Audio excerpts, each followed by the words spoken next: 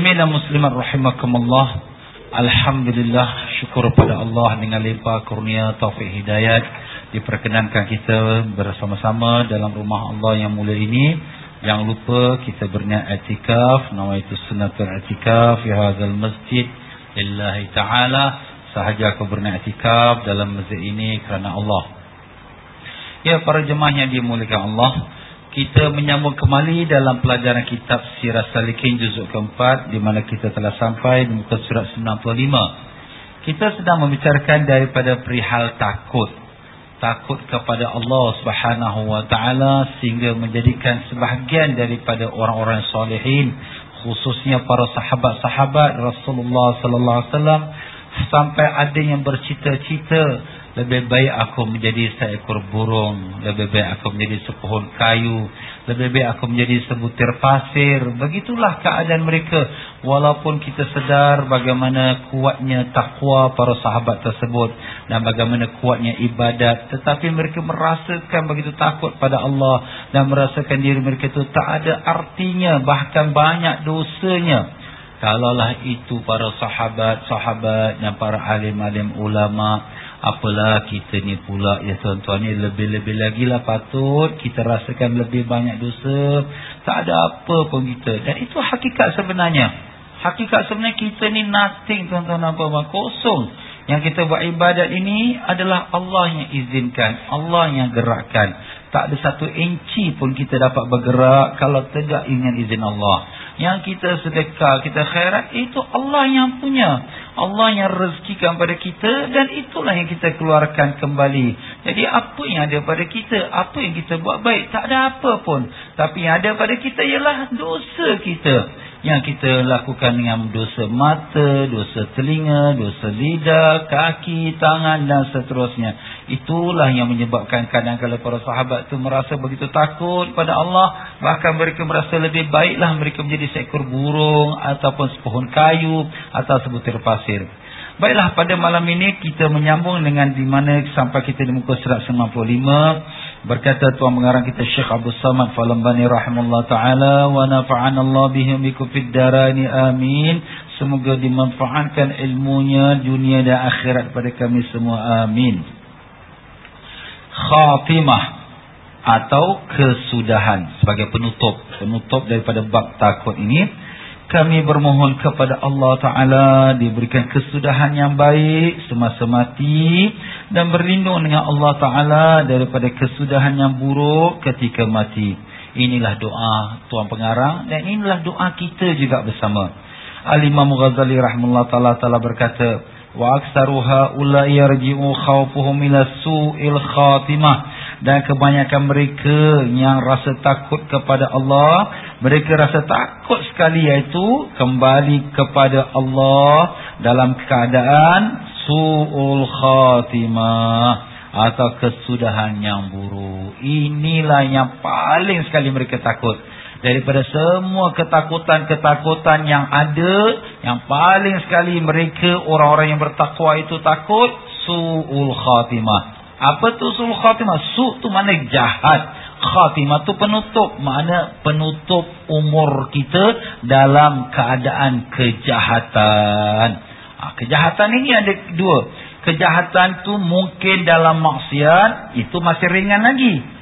Tapi yang lebih berat, kejahatan ialah paling jahat sekali, ialah dalam kufur kepada Allah, maknanya tercabut iman. Kalau sudah berlaku demikian, terhapuslah semua amal ibadat kita. Tak ada satu pun diterima oleh Allah Ta'ala. Lain asyrakta layahbatanna amaluk. Kalau kau berlaku syirik, iaitu kufur, batallah sekalian amalanmu. Begitulah dalam firman Allah Ta'ala. Yaitu kebanyakan mereka yang disebutkan di dalam fasal mengenai perilaku para anbiya alaihimussalatu wassalam, para malaikat, para sahabat dan tabi'in, berhubung dengan rasa takut mereka itu iaitulah kesudahan yang buruk semasa mati. Karena inilah Sahil rahimahullah ta'ala telah berkata, ra'aitu ka'anni udkhiltul jannata fara'aitu. Aku bermimpi seolah-olah aku dimasukkan ke dalam syurga. Dan aku lihat 360 orang Nabi. Dan aku tanyakan kepada mereka, apakah perkara yang paling menakutkan kamu di dunia? Mereka berkata, su'ul khatimah, iaitu kesudahan yang buruk semasa mati. Jadi maksud kesudahan buruk tu ialah mati dalam kufur. Siapa tu? Nabi-Nabi. Kalau kita lihat Nabi-Nabi ni maksum, terpelihara dari dosa, bahkan terjamin dengan syurga.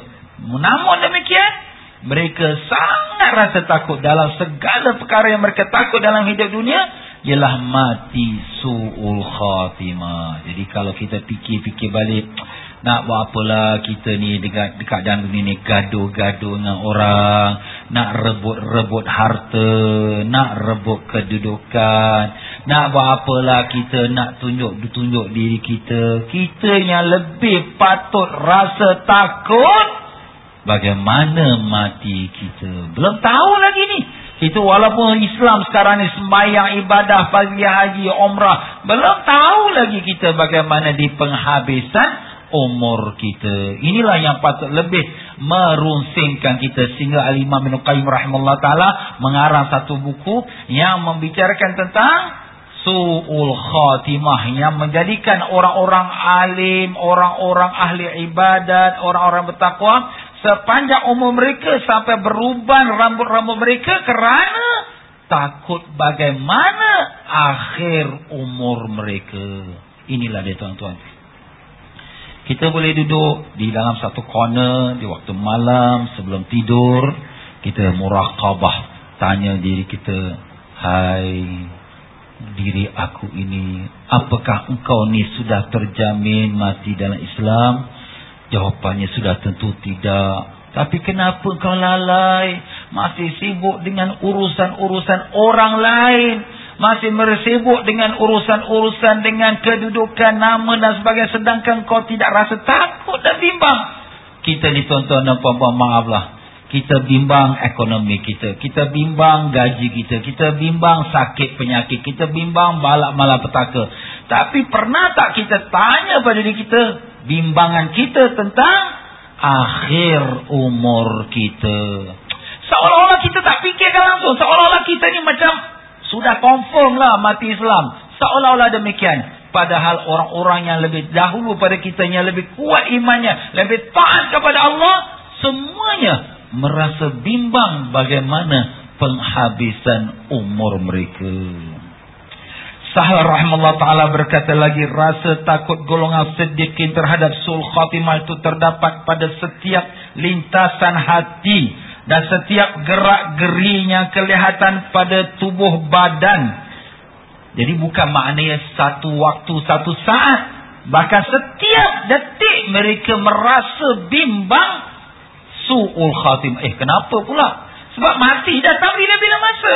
Bukan mati datang waktu sakit, bukan datang waktu tua, tapi anytime yang kita tak rasa dan tak sangka, pak, jatuh mati.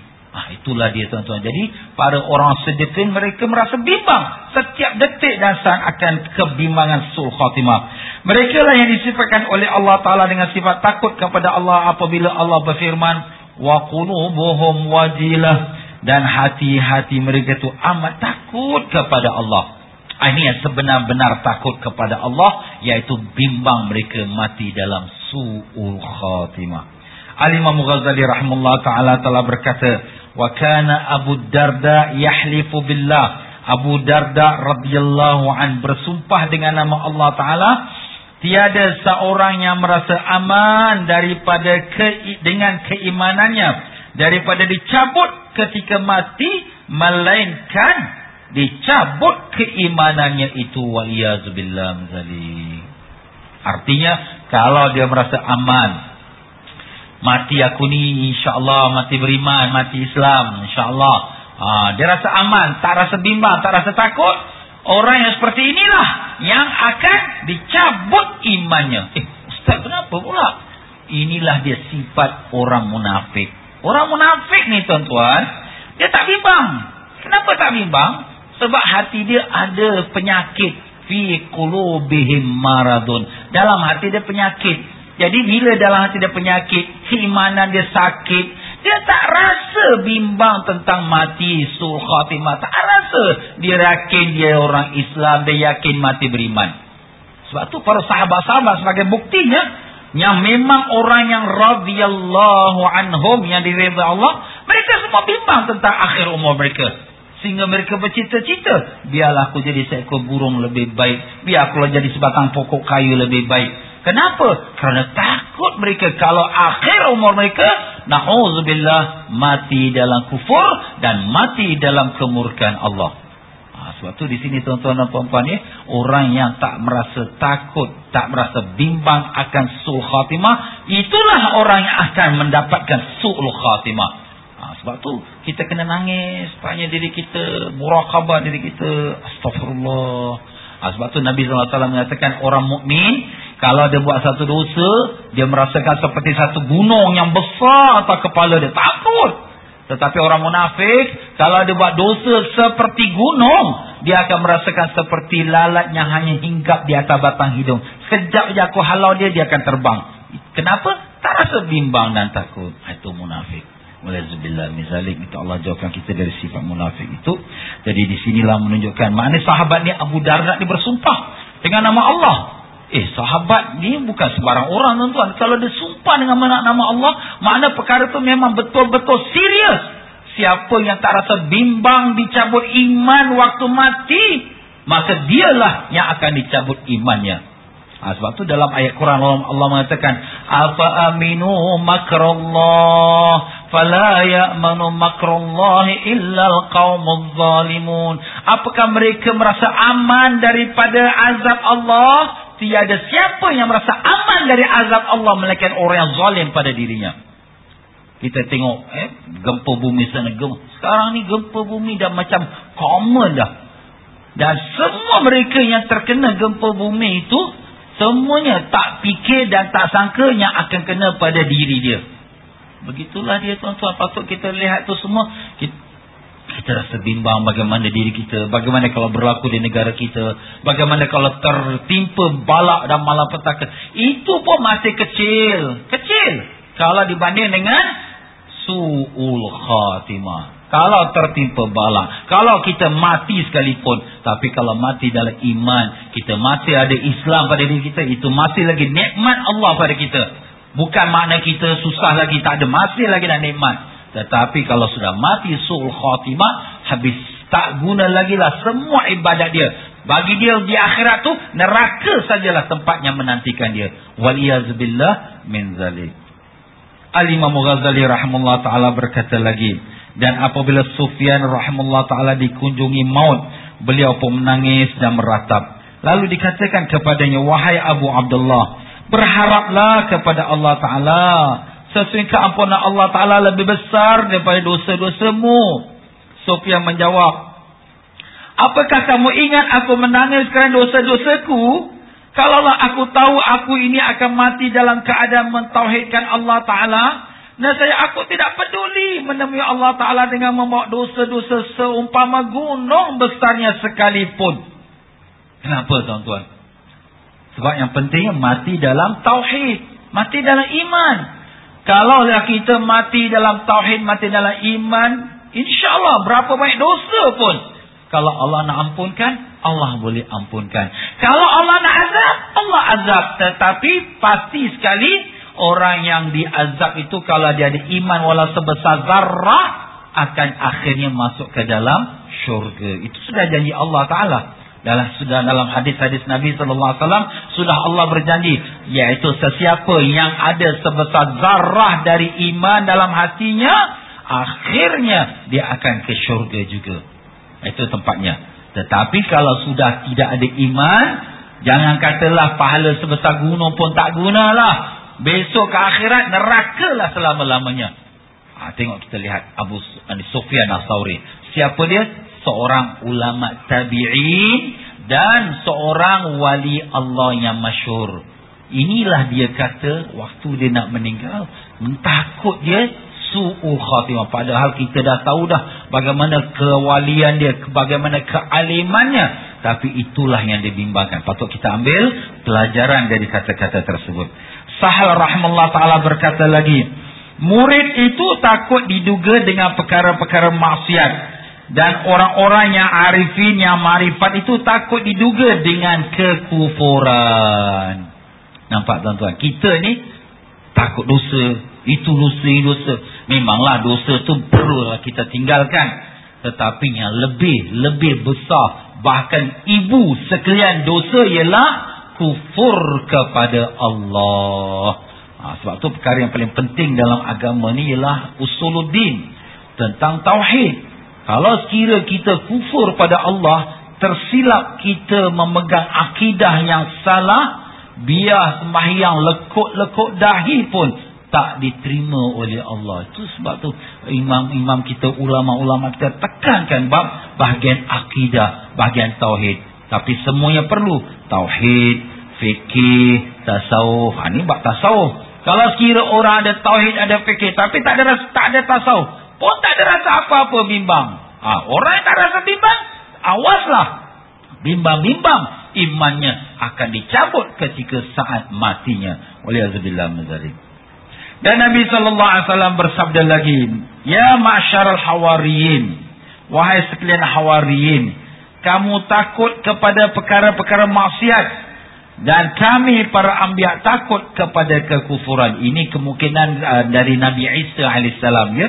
Nabi SAW ni kita faham Nabi kita, tapi boleh kita letakkan tambahan Nabi Isa AS telah bersabda, ya ma'syaral hawariyin, wahai sekalian hawariyin. Sebab hawariyin ni gelaran kepada sahabat-sahabat Nabi Isa AS.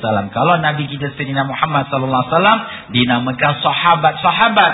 Kalau Nabi Isa digelarkan hawariyin, ya. Wahai sekalian hawariyin, kamu takut kepada perkara-perkara maksiat, dan kami para anbiya takut kepada kekufuran. Maknanya bukanlah makna tak takut maksiat, tapi paling besar maksiat ialah kufur kepada Allah. Itu paling besar maksiat. Begitulah berkata Al-Imam Ghazali rahimahullah ta'ala lagi, jika inilah ketakutan golongan arifin terhadap su'ul khatimah, di sebalik keteguhan pendirian mereka dan kekuatan iman mereka, maka bagaimana pula boleh orang-orang yang dhaif agamanya dan dhaif pula imannya itu tidak takut su'ul khatimah? Itu soalan daripada Imam Ghazali rahimahullah ta'ala. Kalau dah orang-orang yang kuat iman, kuat taat, dia pun dah takut, ini kan pula kita pula boleh tak takut? Lebih lagi lah patut kita rasa takut akan su'ul khatimah. Sebab tu jangan kita lepas daripada mohon pada Allah SWT, Allahumma khtim lana bihusnil khatimah wala takhtim alaina ya Allah bisu'il khatimah. Ya Allah, khatamkanlah umurku dengan husnul khatimah, dan janganlah kau menutup umurku dengan su'ul khatimah. Amin ya rabbal alamin. Kita minta pada Allah Subhanahu wa taala demikian itu setiap waktu sembahyang kita.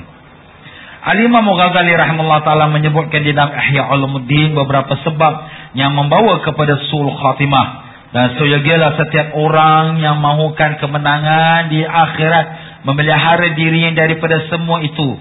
Di antara yang berhubung dengan i'tiqad, seperti mencurigai atau mengesyaki sebahagian daripada sifat-sifat Allah Ta'ala yang telah disabitkan, yang telah ditetapkan, sabitkan, yang telah dikonfirmkan, yang telah ditetapkan. Jadi kalau sekiranya kita ni na'udzubillah, ya, tergolong pada orang yang was-was, betulkah Allah Ta'ala maha berkuasa? Betulkah Allah Ta'ala tu tak menyerupai satu makhluknya? Mana kita meragui salah satu daripada sifat-sifat Allah yang sudah confirm, maka ini boleh bawa kepada su'ul khatimah. Macam mana ustaz kita nak tahu sifat-sifat Allah yang confirm, yang tak ada ragu-ragu? Itulah kena belajarlah bab tauhid.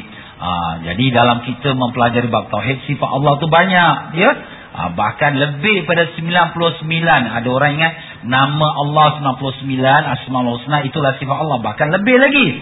Tetapi itulah yang disebutkan dalam Quran 99. Tetapi kalau kita nak menghafal dan nak belajar 99, Mungkin terlalu banyak yang tak mungkin kita dapat menguasainya.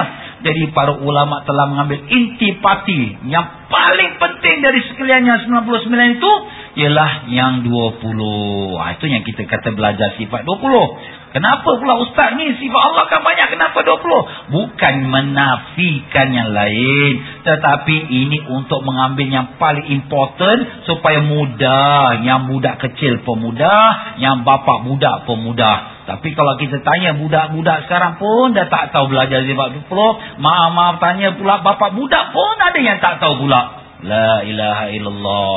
Habis macam mana? Bukan kata dia nak menolak, kenal pun tidak. Habis macam mana dia ibadah pada Allah? Macam mana dia kata orang Islam? Sedangkan tauhid kita, rukun iman yang pertama ialah beriman kepada Allah. Allah yang mana kau percaya? Orang kafir pun kata Allah. Sekarang Kristian pun nak kata Allah juga. Kita tanya orang Hindu pun kata Tuhan Allah. Orang Cina pun Tuhan Allah. Orang Islam pun Tuhan Allah juga. Allah yang mana satu? Allah. Mana satu? Yalah, kita hanya membezakan Tuhan itu ialah dengan sifat-sifatnya. Allah wujud, qidam, baqa. Itu seterusnya itu. Tapi kalau dah tak belajar macam mana nak tahu? Nanti dah ingat sama pula. Tuhan Allah Kristian dengan kita, Tuhan Allah Islam sama lah. Allah semua sama agama. Dah. Sesat pula nanti anak kita tu. Bapak pun nak terangkan pun tak tahu. Belajar pun tidak. Maaf tuan-tuan, ni bukan kata siapa-siapa. Inilah pentingnya belajar. Fardu ain, wajib. Tak belajar, macam mana nak mengenal Allah? Awwaluddin, ma'rifatullah. Perkara pertama dalam agama, mengenal Allah. Sebelum kita nak sembah pada Allah, siapa Tuhan yang kau sembah? Sebab tu Nabi SAW sepanjang 13 tahun yang pertama membawa dakwah dalam kota Mekah, Nabi tak suruh orang sembahyang, tak suruh puasa, zakat, haji, tak ada. Cuma Nabi mengajak manusia beriman dan mengenal kepada Allah. Itu saja. Tahun terakhir sekali, setahun sebelum berhijrah ke Madinah, baru berlaku peristiwa Isra Mi'raj, barulah perintah sembahyang. Itulah perintah yang pertama. Setelah perintah beriman pada Allah. Puasa, zakat, haji, semua turun di kota Madinah Munawwarah. Nampak tuan-tuan bagaimana penting. Jadi kalau Nabi mengambil 13 tahun untuk memahamkan umatnya, untuk memahami siapa Allah, kita ni 13 tahun pun tak pernah duduk belajar siapa Allah. 13 bulan pun tak pernah. 1 bulan pun tak pernah. Macam mana agak-agaknya nak kita mengenal Allah? Sebab tu di sini kita kena ada kelas tentang tauhid.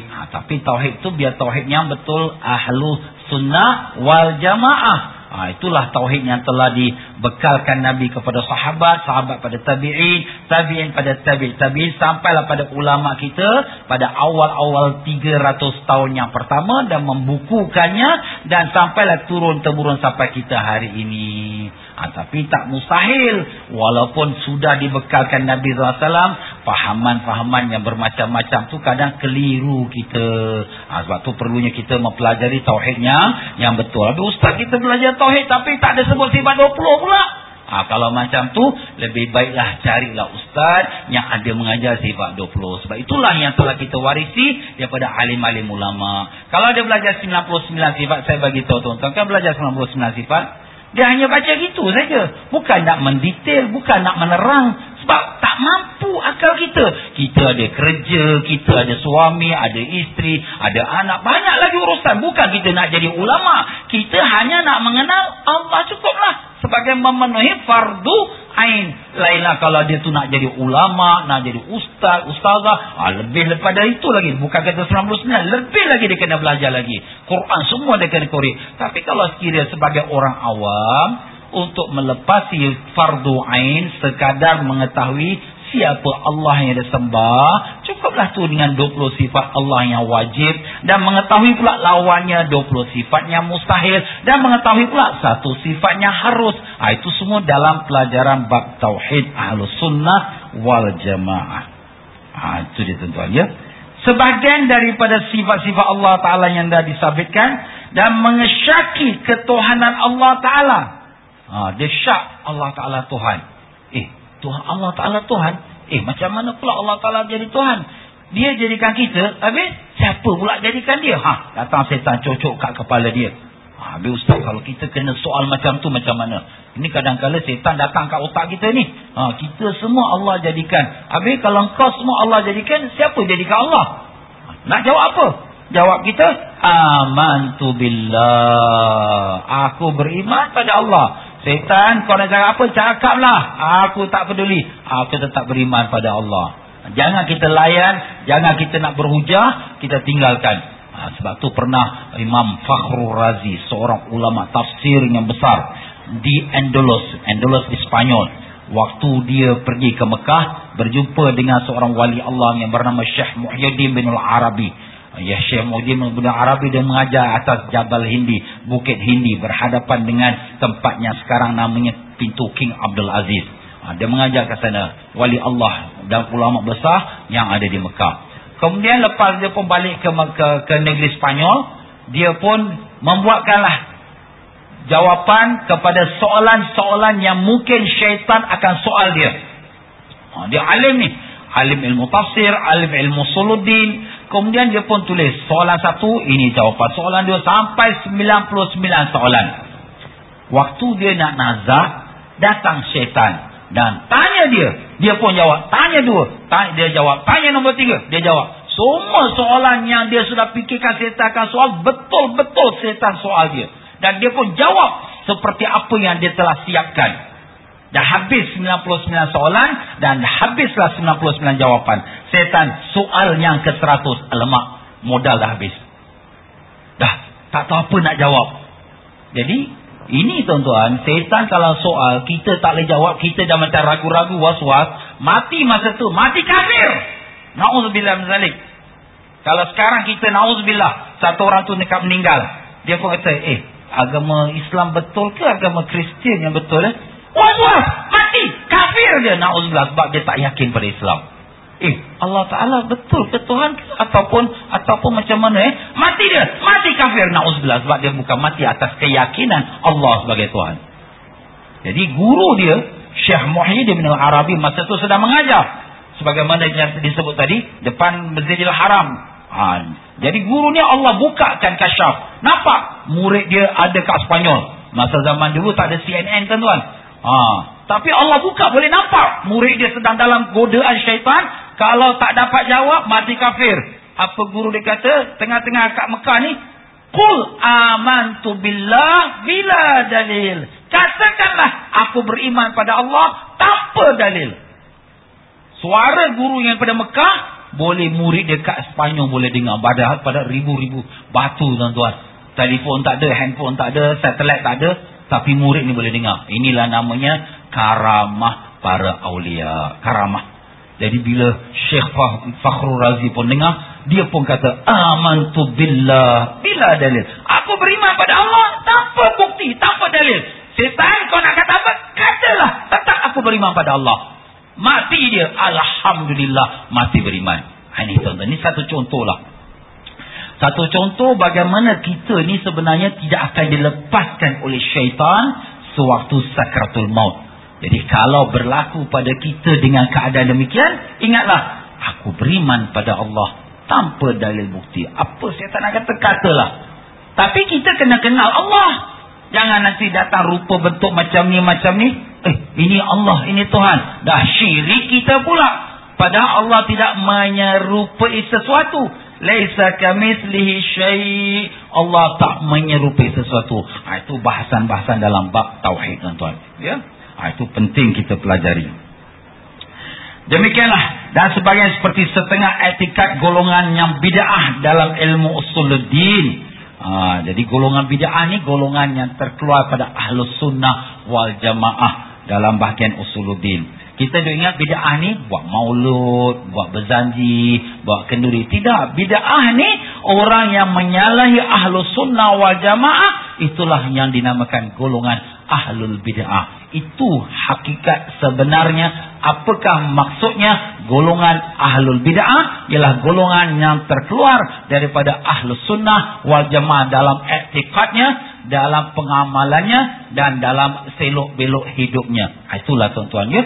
yang terkeluar pada Ahlus Sunnah dalam Usuluddin, atau ia mengqadimkan yang hadis dan menghadiskan yang qadim, yang mana ianya mungkin akan menjadi kufur pula. Qadim tu apa?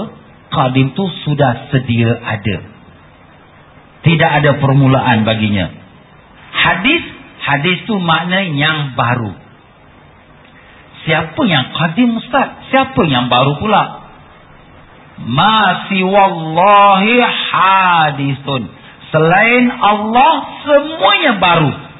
Langit, bulan, bintang, universe, matahari, jin, manusia, angin, bumi, tanah, semuanya. Ustaz, ini dah juta-juta tahun, macam mana nak baru? Maksud baru ialah dia dicipta, dia diadakan. Siapa yang mengadakan dia? Allah Ta'ala. Jadi selain Allah semuanya baru. Yang hanya qadim tu mana sudah sedia ada, tak ada permulaan, ialah Allah Subhanahu Wa Ta'ala. Kita ada permulaan. Bumi ni ada permulaan. Dah berapa tahun bumi, dah juta-juta tahun. Juta-juta tahun pun ada permulaan daripada 001 year. Ada permulaannya. Bila Allah kata kun, jadilah dia. Dia baru jadi. Selain Allah semuanya baru. Kalau kita dah ingat bumi pun dah lama, bumi pun qadim, kita sudah samakan dia dengan Allah. Atau kita ingatkan Allah Ta'ala pula sama pula macam kita. Allah Ta'ala adakan tangan dia, Allah Ta'ala adakan kaki dia. Tangan Allah baru. Kalau gitu kita sudah menjadikan Allah tu hadis baru. Padahal Allah tu qadim. Maha suci Allah daripada bersifat dengan sifat-sifat hambanya. Allah tu tidak seperti sesuatu pun daripada makhluknya. Lam yakul lahu kufuwan ahad. Tidak ada sesuatu yang menyerupai Allah, dan Allah tidak menyerupai sesuatu. Ini semua bab akidah, tuan-tuan, pegangan Ahlus Sunnah Jemaah. Jangan kita kata ada sesuatu Allah Ta'ala seperti ada tangan, Allah ada mata, ada kaki. Ya, ini sudah menyerupakan Allah dengan makhluknya. Na'udzubillah min zalik. Boleh bawa pada kekufuran perkara-perkara tersebut. Di antara sebab yang membawa kepada su'ul khatimah itu ialah berhubung dengan amalan. Jadi kalau tadi kita dah sebut bab akidah, yang boleh membawa kita su'ul khatimah ialah akidah. Jadi kalau sekira akidah tu kita dah jaga, antaranya lagi ialah membawa pada su'ul khatimah ialah berhubung dengan amalan. Sama ada amalan yang zahir atau amalan yang batin, seperti munafik. Kerana inilah para sahabat-sahabat Nabi sallallahu alaihi wasallam amat takut kepada munafik, iaitu perbuatan yang zahir tidak selaras, tidak sama dengan yang tersirat di dalam batin, walaupun terdapat iman di dalam hati, seperti yang disebutkan oleh Imam Hasan al-Basri rahimahullah ta'ala, inna minan nifaq ikhtilaf as-sirri wal alaniyah. Sesungguhnya antara tanda munafik lagi ialah batin dan zahir berbeza, lidah dan hati berlainan, dan tempat masuk dan tempat keluar tidak sama. Allah, kalau kita lihat ini, tuan-tuan, habislah kalah dah kita ni. Ya? Sebab apa yang dikata munafik tu tak sama zahir dengan batin. Cakap lain, buat lain. Apa yang lidah bercakap, hati dia lain. Apa yang zahir dia tunjukkan orang Islam, tapi hakikatnya hati dia bukan Islam. Itulah yang dinamakan munafik. Na'udzubillah min zalik. Jadi kalaulah sekiranya kita lihat para sahabat yang sudah garanti syurga pun rasa bimbang, takut jatuh pada sifat munafik, kita ni sekarang ni memang dah jatuh dah. Habis apa kita nak buat? Minta ampunlah pada Allah. Itu sajalah. Ya, kita minta ampun, ya Allah, Engkau tahu aku ni munafik, ya Allah, maafkan aku. Mengaku diri kita munafik pada Allah. Memang kita ni, tuan-tuan, maaf tuan-tuan, kita kalau depan orang, kita jaga ibadat kita, jaga semayang kita, jaga kita tata tertib. Maaflah, bukanlah semua pun, begitulah kebanyakannya. Bila kita kat rumah, Allah saja tahu. Kitalah jin, kitalah setan, kitalah segala-galanya. Maaflah tuan-tuan dan puan-puan. Tak peduli. Haram halal tak peduli. Pasal orang tak nampak. Kat luar orang nampak. Tak boleh tu, malu tu tengok. Astaghfirullah, itulah kita tuan-tuan. Maaflah. Ya, itulah kita kena minta ampun pada Allah lah. Ya, Allah Ta'ala lebih mengetahui setiap daripada kita, dan kita mengakulah kelemahan diri kita. Di antara tanda munafik lagi ialah sebagaimana disebut oleh Nabi sallallahu alaihi wasallam, 4 perkara yang barang siapa mempunyainya ia adalah seorang munafik tulen walaupun jika ia berpuasa dan walaupun dia bersolat serta mendakwa dirinya seorang muslim. Oi, hebat betul ni. Jika dia mempunyai satu daripada yang 4 itu, berarti dia mempunyai sebahagian daripada perbuatan munafik, sehinggalah dia menepikannya dan meninggalkannya. Pertama, orang yang apabila bercakap bohong dia. Kedua, apabila ada berjanji mungkir janji. Ketiga, apabila diberi amanah dia mengkhianati amanah itu. Keempat, apabila berkelahi atau bertelingkah ia memperdaya atau bersikap jahat. Dalam satu riwayat yang lain disebut apabila berjanji ia menipu orang yang dijanjikan itu. Jadi begitulah dia tuan-tuan, sifat munafik 4. Ada hadis sebut 3. Ni hadis ni tambah satu lagi 4. Jadi sini cakap bohong, bila janji mungkir janji, bila dia diberi amanah dia khianat amanah. Tambah satu lagi, iaitu apabila dia berkelahi dengan seseorang maka dia akan memperdaya. Memperdaya ni dia akan sifat dendam, simpan. Ini tak boleh tuan-tuan. Kita orang Islam habis-habis sudah. Jangan simpan-simpan lagi. Kita Assalamualaikum warahmatullahi wabarakatuh. Allahumma salli ala Muhammad wa Muhammad sallallahu alaihi Nabi. Sudah. Kita bermaaf-maafan. Jangan kita simpan dendam, mau jaga kau dia, nanti kena kau dia. Kita ni semua sifat munafik. Na'udzubillah min zalik. Al-Imam Ghazali rahimahullah ta'ala berkata, setengah ulama mengatakan bahawa tanda perbuatan munafik itu ialah anda membenci orang yang membuat seperti yang anda buat. Engkau sukakan kerja-kerja maksiat dan bencikan kerja-kerja yang berunsurkan kebenaran. Kalau sekiranya orang lain meniru kita punya perbuatan, perniagaan, pekerjaan, marah kita, tak suka. Kenapa tak suka? Takut diri dia tercabar. Kenapa takut dia tercabar? Sebab dia tak lihat itu daripada Allah. Kita buka bisnes, orang yang buka bisnes, biarlah rezeki dia Allah Ta'ala yang dah tetapkan. Sebelum dia beranak Allah dah tulis rezeki dalam perut dia, perut mak dia. Apa yang kita nak bimbang? Rezeki kita pun Allah dah tulis. Apa yang kita bisnes, ustaz dia kacau lah kita punya bisnes. Itu semua Allah dah tetapkan rezeki kita. Kalau adalah kita buatkan kerja kita. Tapi oleh kerana dia punya iman bukan iman orang yang beriman dia iman munafik, dia tak nampak itu daripada Allah. Dia nampaknya orang nak kacau rezeki dia, dia nak ganggu orang bisnes, benci dia. Itu sebagai satu contoh. Dan seterusnya. Begitulah dia orang munafik, suka pada perkara maksiat. Orang kalau buat perkara maksiat yang tak bagus, itu yang disokong. Yang disuruh buat kebaikan, kebenaran, itu yang dibenci. Itulah dia akhir zaman. Banyak dah berlaku macam tu, ya. Sebab tu kita berwaspadalah tuan-tuan, ya. Jangan kita menunding jari pada sesiapa, tapi pada diri kita lah kita menunding jari. Itulah sepatutnya. Setengah ulama berkata, di antara tanda sifat munafik ialah apabila dipuji dengan sesuatu bukan sifatnya, ia merasa kagum dan suka dengan pujian itu. Itu dia tuan-tuan. Bila kita orang puji, kau ni pandai lah, kau ni bagus lah, kau ni pemurah lah, kau ni bijak lah, wah, kau lah ni sebab Alhamdulillah dapat jalan semua kerja-kerja ni, projek-projek ini. Sebenarnya bukan kita seorang, orang lain punya idea, orang lain yang punya syur dan pendapat. Kita cuma jalankan saja. Tapi dah oleh kerana orang puji kita pun kembang. Tapi ustaz, tak ada ni, saya punya projek ni, saya punya idea ni. Kita pun suka orang puji. Walaupun idea datang pada engkau sendiri, tapi kita kena ingat, siapa yang beri idea itu? Kan Allah. Kalau kita lihat pada asal kita, lahir kita, maaf tuan-tuan, nak cakap pun tak tahu, nak berjalan pun tak tahu. Semuanya diajar oleh Allah. Sekarang kau dah pandai, engkau mengaku diri engkau pula. Sama macam Qarun. Qarun ni tuan-tuan hidup zaman Nabi Musa AS. Bila Nabi Musa AS hantar orang supaya kutip zakat pada dia, apa dia kata? Bagi tahu Musa, ini tipik peluh aku, penat lelah aku, susah payah aku, apa nak minta-minta zakat dari aku? Akhirnya Allah tenggelamkan. Lupa dia, asal dia fakir, miskin, dengan berkat doa Nabi Musa dia jadi kaya, tapi akhir lupa daratan. Ini setengah orang kita macam tu, ya. Tapi kita pedulikan orang. Kita bukan nak jadi Tuhan untuk menghukum dia. Kitalah menanyakan diri kita, apakah aku dari golongan tersebut? Waliyahzubillah misalnya. Huzaifah radhiyallahu berkata, sesungguhnya hati dipenuhi dengan keimanan untuk suatu ketika, sehingga tiada tempat sebesar lubang yang boleh ditembusi jarum untuk sifat munafik.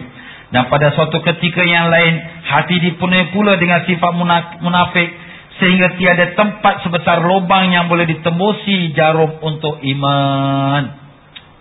Hati kita ni tuan-tuan berbolak-balik tuan-tuan. Ya. Sebab tu dalam bahasa Arab hati namanya qalbun.